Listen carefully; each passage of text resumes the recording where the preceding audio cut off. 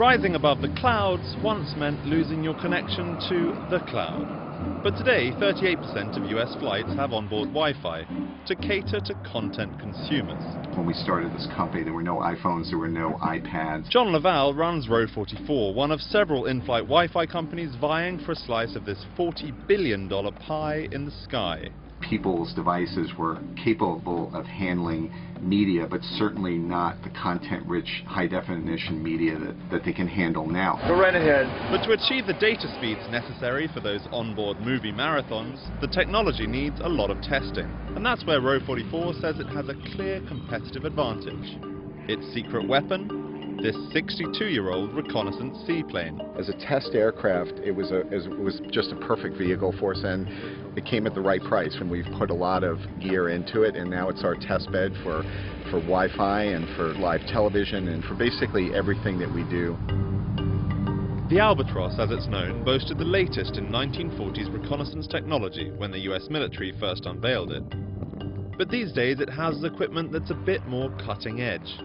Row 44 engineers decided to restore the old seaplane because it has a similar shape to the most popular commercial aircraft in history, the Boeing 737.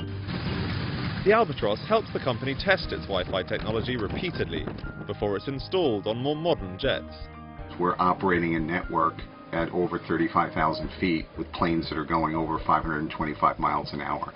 So it's really an adult problem to make all that work. The man responsible for solving that problem is the company's chief engineer, Simon McClellan. There's some of the difficult things to get right. And this is one of the reasons we have a test aircraft, is because it takes you many hours of testing in a real environment to get those calculations right. This powerful antenna must swivel and rotate every few milliseconds in reaction to the plane's own movement.